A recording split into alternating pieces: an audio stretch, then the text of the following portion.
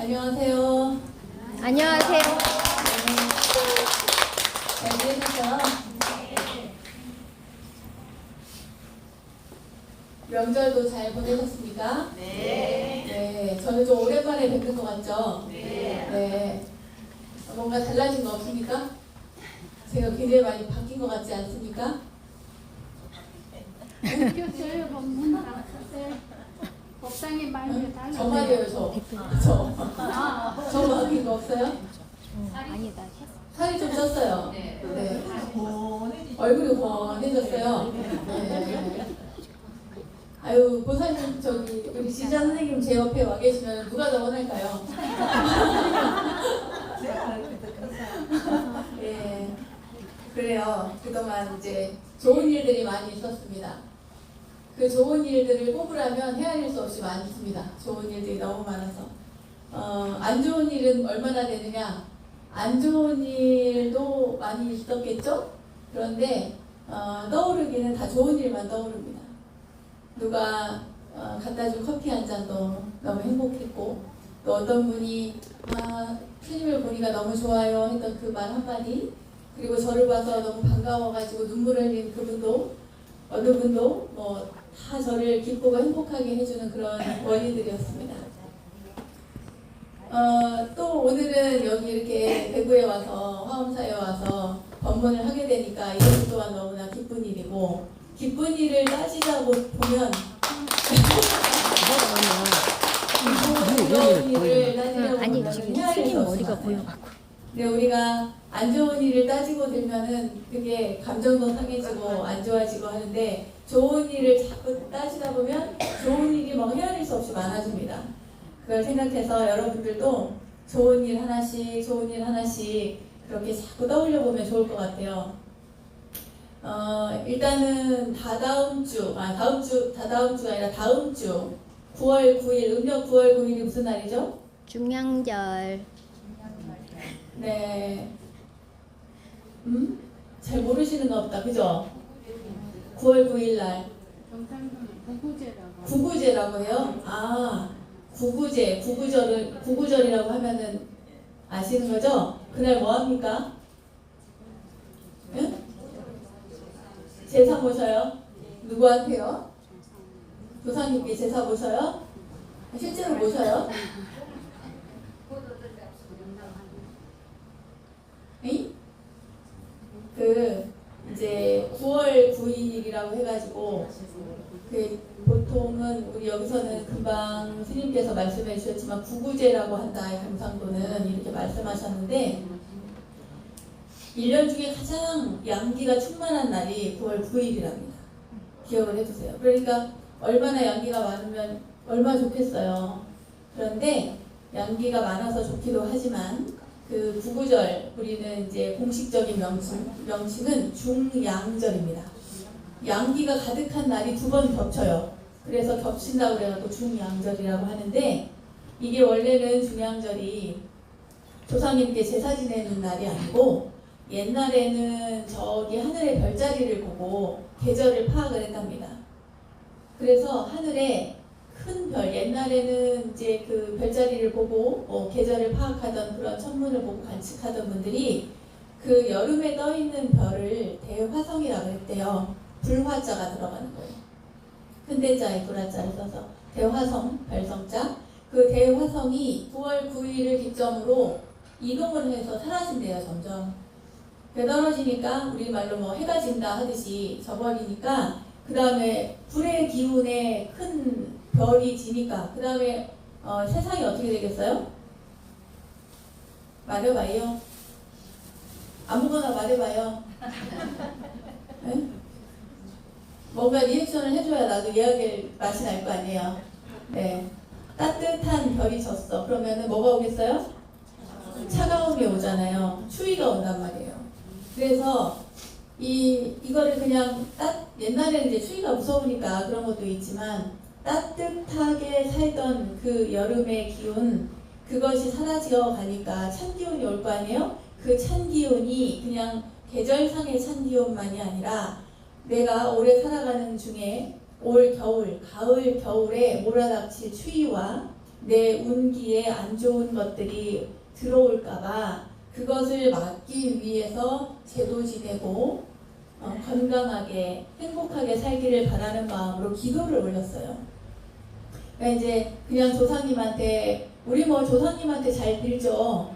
조상님께 죄를 잘 모셔서 결국에는 살아있는 후손들이 잘 살 수 있게 만들기 위해서 그렇게 하는데 그 죄를 그렇게 모시는 것이 이렇게 인이 박혀 있지만 사실은 그러지가 않고 이 모든 것은 산 사람을 위한 것이다.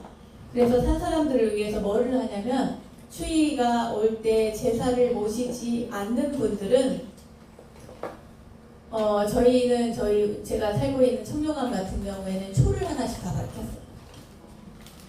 그 초가 떨어뜨리는 거지.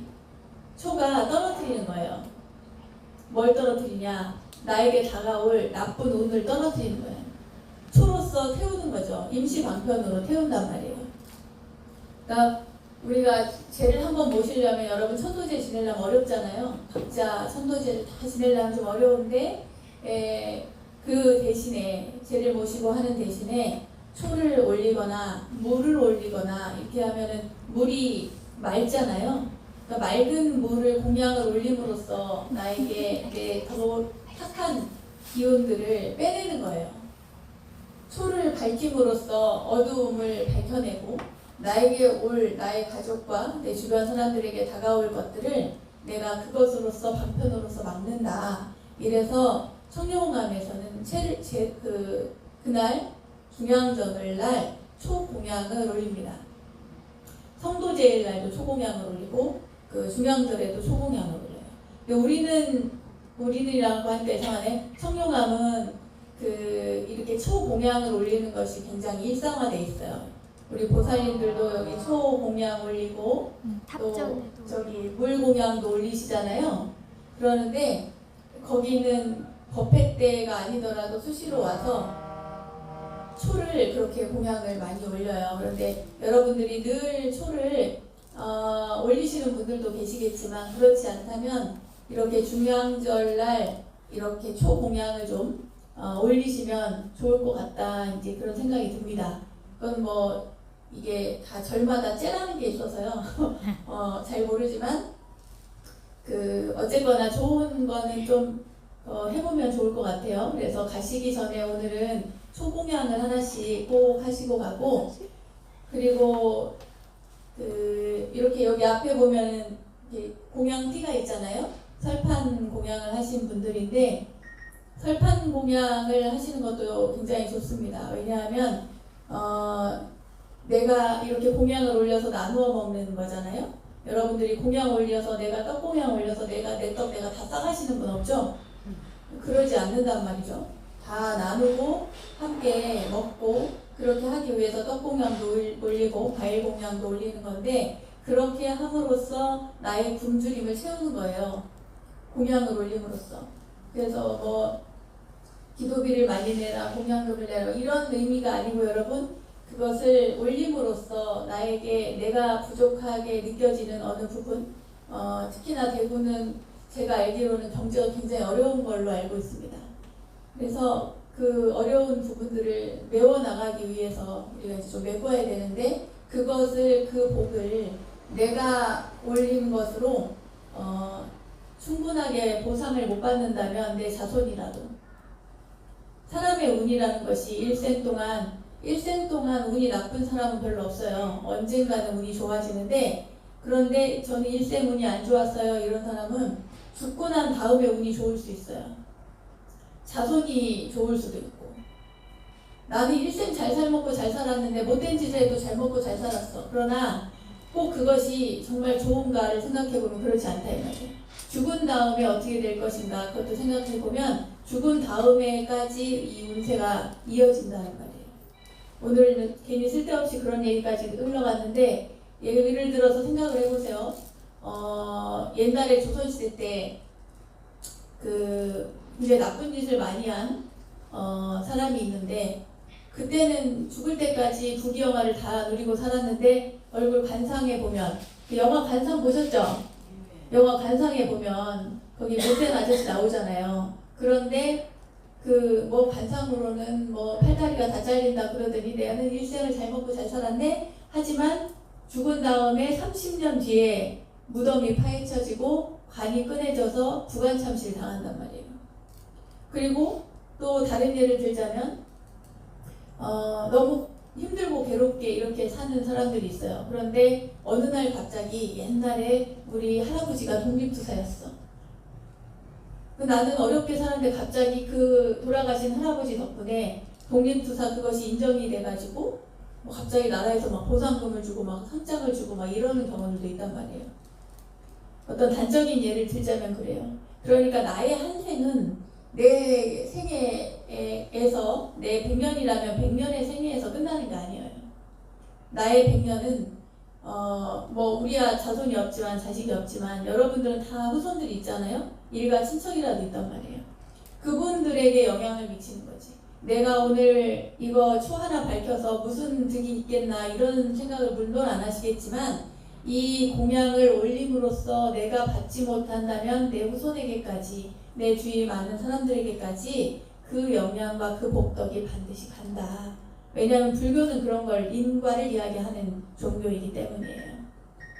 그래서 중양절에 중양절날 하면은 뭐 구구제날 국화주 먹고 뭐 그 건강 발언하고 무병장수를 발언하는 그런 거는 그냥 일반 풍습이니까 여러분들이 알아서 하시고 그거 말고 내 애군을 밝히는 것으로서 초를 올린다거나 물을 올린다거나 이런 식으로 해서 아니면 공양을 올린다거나 해서 조금씩 어떤 계기가 있는 날 그렇게 꼭 한 번씩 하시면 좋을 것 같아요. 그래서 오늘 가시는 길에 모두 다 이거 누구 앞으로 해주고 난 안 해주고 이런 거 하지 마세요.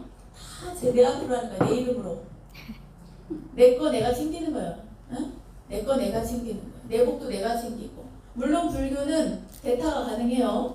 대타가 가능해서 뭐 세속에서는 시험 대타 못 치지만 우리는 대타가 돼. 절에서.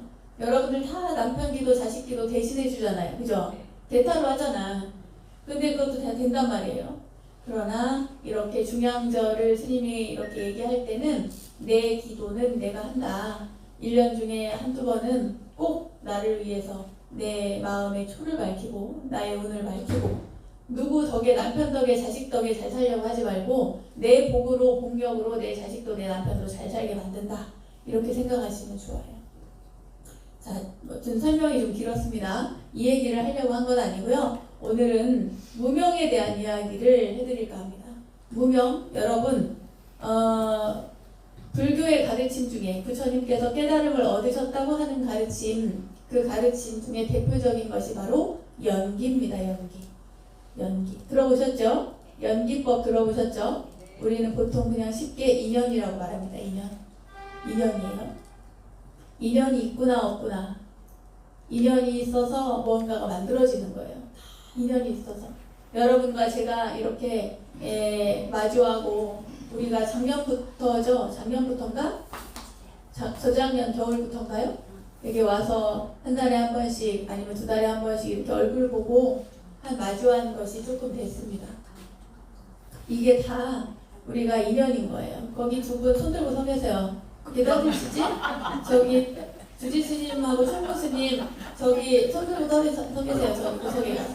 떠드는 칠판 없나 떠드는 사람 써야 되는데 두 분 나중에 저기 그 화장실 청소 좀 하세요. 네. 쌤통이다 그죠? 네. 엄청 좋아하시네. 여기 와서 본 중에 제일 화사한 미소를 여사님들이 너무 좋아하시네요. 그래요. 네, 주지 스님하고 성무 스님이 화장실 청소하는 걸 꼭 확인하십시오. 자, 그래서 연기라고 하는 가르침으로 불교는 모든 것들이 이해가 됩니다. 사실은. 근데 이 연기가 무엇인지 모르겠다 이렇게 생각하시는 분들은 우리의 인연을 생각하면 돼요. 뭔가 원인이 있어서 결과가 만들어지는 것이니까.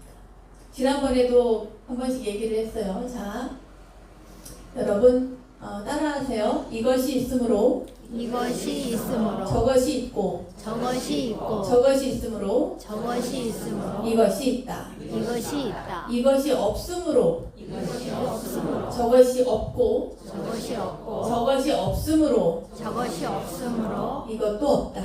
이것도 없다. 우리는 보통 인연을 얘기하면 이것이 있어서 저것이 있다. 이런 이야기를 참 많이 하거든요. 근데 이게 별로 중요하지가 않아. 왜냐? 너무 빤히 눈에 보이는 거니까. 이 원인이 있기 때문에 결과가 나오는 거거든요. 그런데 불교에서 더 중요한 것은 뭐냐면 이것이 없으므로 저것이 없는 거예요. 그러니까 내가 만들지 않으면 결과가 나오지 않는 거죠. 저러한 것들이 어떠한 원인이 없고 제거되면 그 다음 게 만들어질 이유가 없는 거예요. 불교의 모든 가르침은 사실은 이걸 얘기하는 거예요. 없는 얘기. 만들지 마라. 없다. 공하다. 이 모든 것들이 있는 거 갖고 얘기하는 것이 아니라 없는 거 가지고 얘기하는 거예요. 왜냐하면 애초에 아무것도 없으니까. 제가 기차 타고 서울에서 여기 내려오지 않았으면 지금 이 자리에 제가 있겠습니까? 없죠? 있으니까 출발해서 기차표를 미리 예매하고 와서 여기 서 있는 거예요. 어제 와서. 안 왔으면 여기 없는 거예요. 그러니까 뭔가 원인을 만들지 않으면 결과가 만들어지지 않는다는 거지. 그런데 그러면 이 모든 것들은 어떻게 만들어지나? 우리는 화엄사니까 화엄경에 나오는 중요한 개송이 있어요. 화엄경을 대표하는 개송. 자, 따라합니다. 약인요교지, 약인용료지 약인요교지, 약인용료지 삼세일체불, 삼세일체불 응관법계성, 음방법계성 일체유심조. 일체유심조 자, 다시 합니다. 약인요교지, 삼세일체불, 약인용료지 삼세일체불 응관법계성, 일체유심조. 응관법계성 일체유심조. 자, 외웠어요? 왜요? 말이 잘 안 돼요? 자, 천천히 하세요. 약인요교지, 약인용료지 삼세일체불, 삼세일체불 응관법계성, 응관법계성 일체유심조. 일체유심조. 약인용료지 아니에요. 약인용료지, 주지스님 약인용료지 아닙니다. 제가 앞에서 약인용료지라고 했어요. 약인용료지 아니에요. 그 발음하기 어려워요. 여기 입술에 힘을 좀 빼야 돼요. 힘을 좀 빼고 약인요교지, 약인요교지, 약인요교지. 이상하다고요. 이상하대 그런데. 이상합니까? 용료지 아니 이럴 때는 사투리로 하지 마시고 표준어로 써야 돼. 약인요교지. 약인용료지 네, 아유 잘했어요. 약인요교지 삼세일체불 응관법계성 일체유심조. 약인요교지 삼세일체불.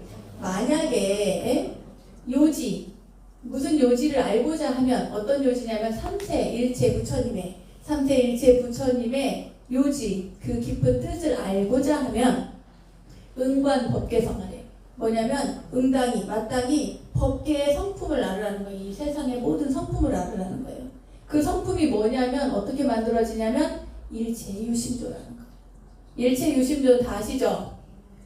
몰라요? 그래요.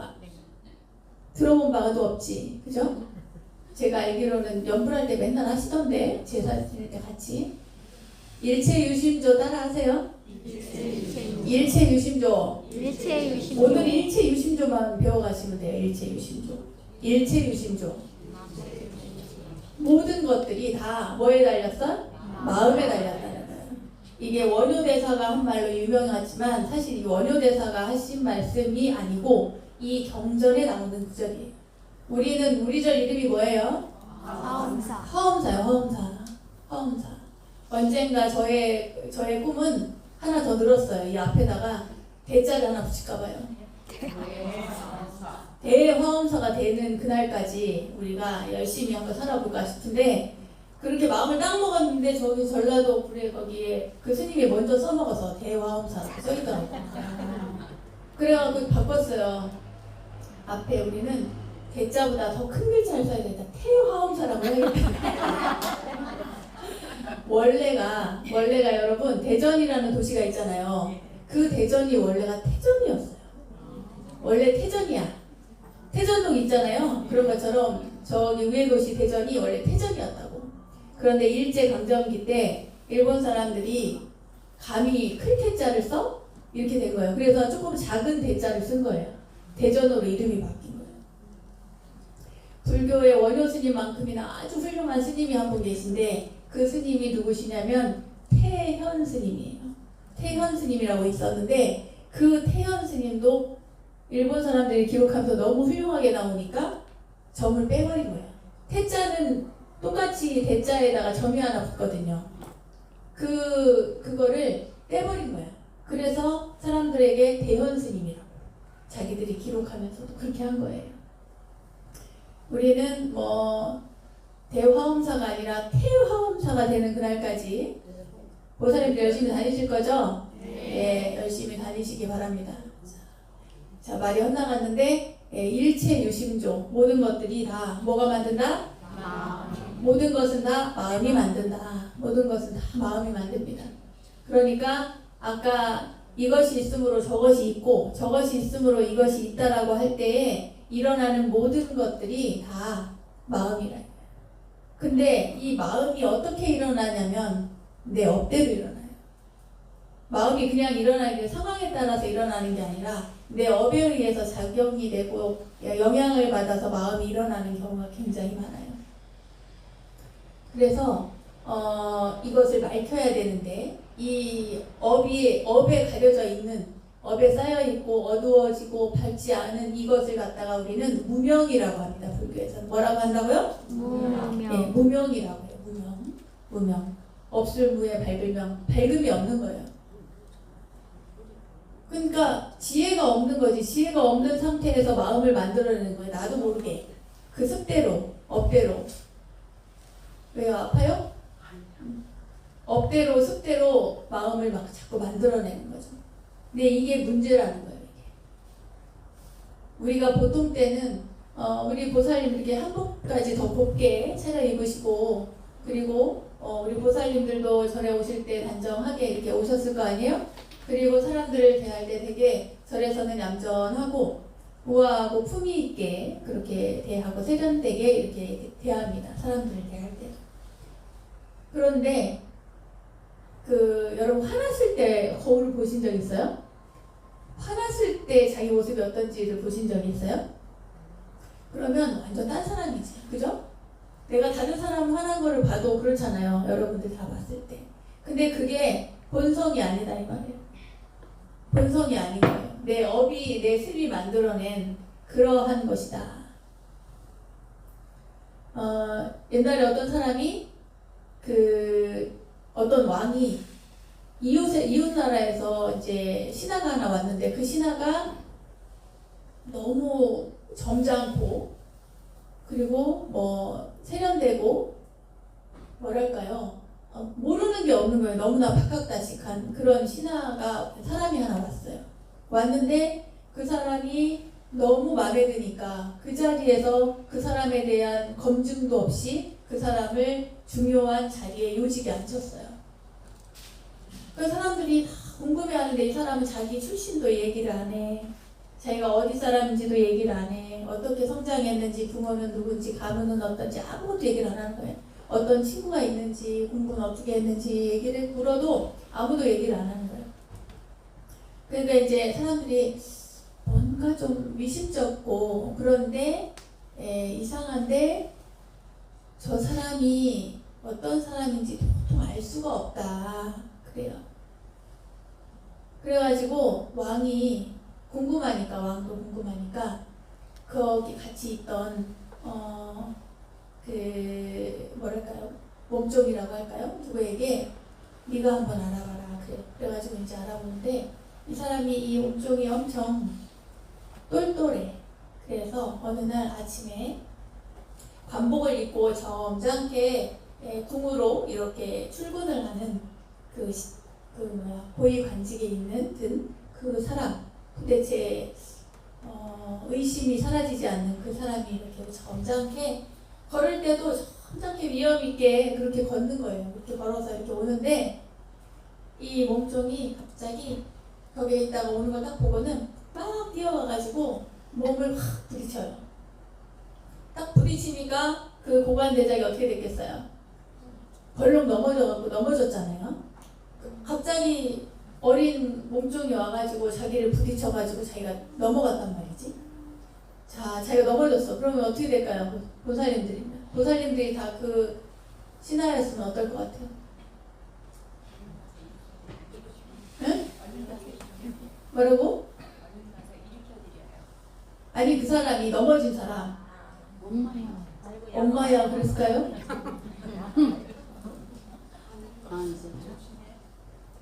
어쨌을까요? 아니 그 애가 몸종이 달려와가지고 이 점잖게 옷을 입고 궁에 출근하는 그 사람을 이렇게 부딪혔단 말이에요. 부딪혀가지고 그 출근하던 그 신하가 넘어졌단 말이에요. 벌렁하고 뒤로 넘어졌어요. 다쳤겠죠. 그러니까 어떨 것 같아? 마음딱지 같은데요? 화가 나겠죠? 화가 나지. 당연히 아유 괜찮다 이런 사람 별로 없단 말이에요. 근사하게 이렇게 딱 왔는데 점장에 막 사자같이 위험 있게 걸어 들어오는데 애가 와가지고 탁 부딪혀가지고 뒤로 벌렁 자빠졌단 말이지. 그러니까 이 사람이 갑자기 소리를 지르고 이야기를 하는데 여러분 화가 나면 사투리가 나와요. 그러니까 예를 들면은 예를 들어 제가 이제 고향이 충청도일 거 아니에요? 그러면은 너는 뭐요? 어디서 왔어? 왜 그려? 왜 이렇게 했을 거 아니에요? 막 삿대질을 하면서 경상도면서 어떻게 말했을까? 응? 와이카노! 니 먹고! 막 이랬을 거 아니에요, 그죠? 그렇게 했을 거란 말이지. 그러니까 그 아이가 이렇게 보더니 아 고향이 충청도시구나 그런 거야. 아 원래는 저기 그 양반집 자식이 아니구나 이런 거예요. 말을 입은 거라. 이제 말하자면은 당혹스러운 상황에서 자기의 본성이 표출이 된 거예요. 그게 그 사람이. 이게 바로 무명에서 일어나는 행위예요. 내가 일상적으로는 이렇게 잘 컨트롤할 수 있는데 잠깐 이 정신을 딴 데 팔면 내 본성이 싹 올라온다. 아무것도 아닌 일에 시기하고 아무것도 아닌 일에 질투하고 아무것도 아닌 일에 성질내고 그런 거 있는 거예요. 그리고 남들은 하나도 예뻐 보이지 않는데 자기 눈에만 예뻐 보이는. 그래가지고 막 쇼핑하고 이런 모든 것들이 다 내가 밟지 못해서 만들어낸 거다. 밝음이 없는 거예요. 근데 불교 경전에서는 이제 조금 더 구체적으로 전화 받으세요.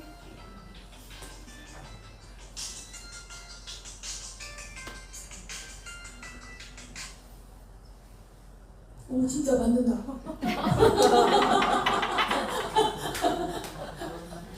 나 전화 받으라 그러면 그냥 끊을 줄 알았는데 진짜 전화 받으시네. 대박이다. 네. 괜찮아요. 전화가 오면 받아야 돼. 어른들은 자식들이 가족들이 걱정하니까.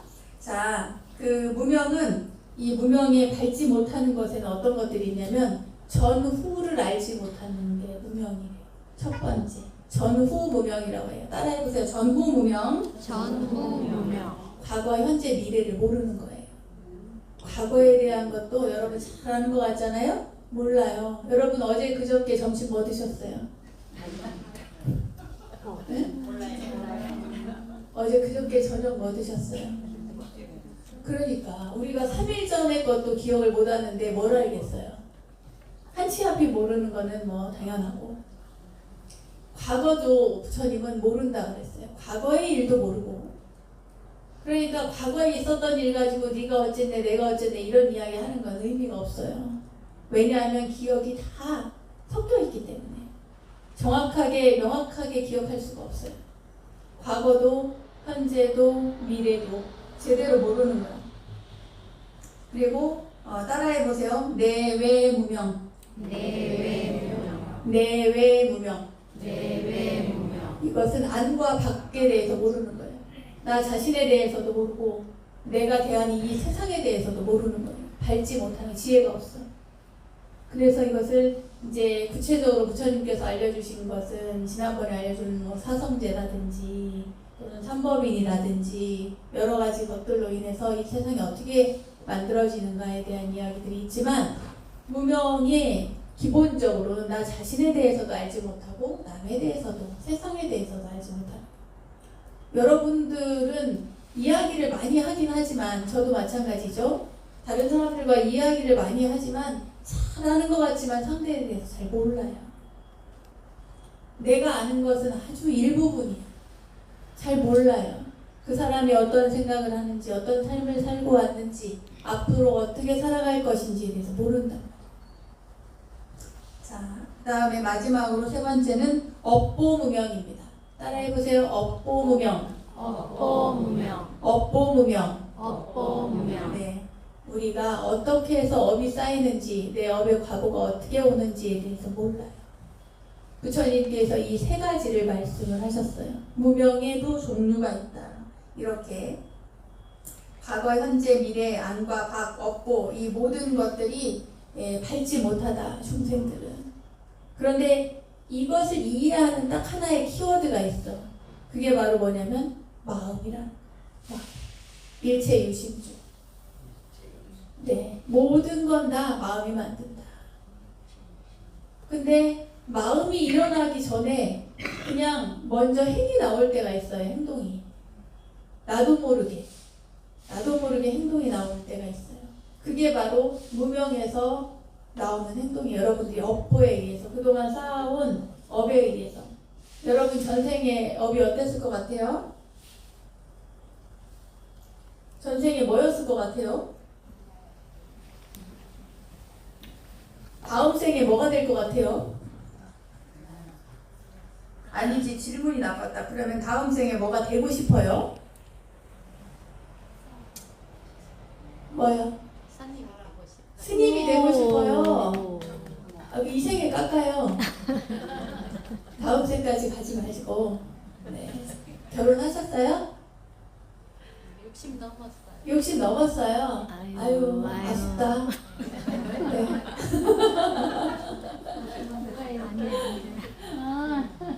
네. 그래요.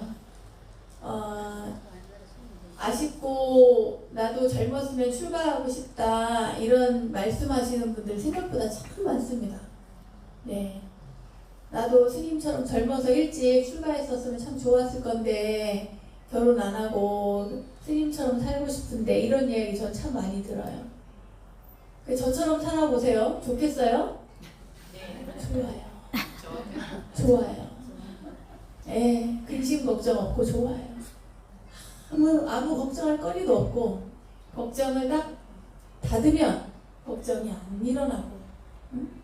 안 하고 싶으면 안 하고 하고 싶으면 하고 번뇌망상이 지멋대로 막 돌아다니게 안 둬요. 출가하면 다 자기 마음을 자기가 이렇게 다 컨트롤할 수 있는 그런 경지가 생겨요. 어떤 스님도 다 그렇게 돼. 그러니까 스님들은 수승한 거예요. 그래서 훌륭한 스님들께 공양을 올리는 것이 그렇게 좋다고 그래요. 막 좀 별 볼 일 없는 스님이다, 이 스님은 훌륭한 스님이다 이렇게 구분할 것도 없어요. 훌륭한 스님에게 올리면 더 좋겠지만 이 세상에 태어나 머리 감고 출가해서 살아가는 스님들이라면 다 훌륭한 스님인 거예요. 기본적으로. 시간이 죄송합니다. 너무 많네. 제가 무명행 10까지 하려고 했는데 오늘은 무명까지만 얘기해야 되겠네요. 재밌어요? 네. 그래요. 여러분 마지막으로 한 말씀만 더 드리도록 할게요. 우리는 우리한테 너무 많이 속고 살아요. 여러분들이 가지고 있는 어떤 자기 나름대로의 어떤 생각들이 있잖아요. 그 생각들을 다 가지고 있는데 그 생각들이 정말 맞는 생각인지 틀리는 생각인지 우리는 다 잘 몰라요. 나는 맞는 생각인데 남이 보면 맞지 않은 생각일 수도 있고, 나는 이건 아닌 것 같은데 남이 보면 맞는 생각일 수도 있어요. 그 모든 것들이 왜냐하면 밟지 못한 무명에서 일어났기 때문이에요. 그러니까 이거를 잘 판단하려면 자기 마음을 잘 들여다보고, 그리고 뭐가 필요하냐? 거리가 좀 필요해요. 문을 좀 닫아주세요. 기침하시니까. 거리가 필요해. 사람과 사람 사이에도 거리가 필요하고, 내가 나를 돌아볼 때도 좀 거리가 필요해요. 우리는 맨날 이렇게 달라붙어가지고 그냥 이렇게 가까이서 보려고 해요. 근데 이렇게 가까이서 보면은 이 상황이 보이지가 않아. 그러니까 약간 떨어뜨려 봐야 돼요. 한 면만 보려고 하지 말고 옆면만 보려고 하지 마세요. 뒷모습도 앞모습도 옆모습도 위에서 바라보고 있고 옆에서 바라보고 온 사방을 다 바라볼 수 있는 통찰의 눈, 그 눈이 절에 다니면 다닐수록 더 키워져야 돼요. 그러한 가르침이 여러분 오늘 배운 일체 유심조입니다. 모든 것은 마음이 만든다. 자, 따라하세요. 모든 것은 마음이 만든다. 모든 것은 마음이 만든다. 모든 것은 마음이 만든다. 모든 것은 마음이 만든다. 네, 모든 것은 마음이 만든다는 것을 잊지 마시고, 어떤 일도 하기 싫은 일이 있어도 이게 마음이 내가 잘못 만들고 있구나 이렇게 생각하시면 돼요. 네, 좋은 마음으로 기쁜 마음으로 살아가시고 안 좋은 것들 자꾸 끄집어내지 마세요.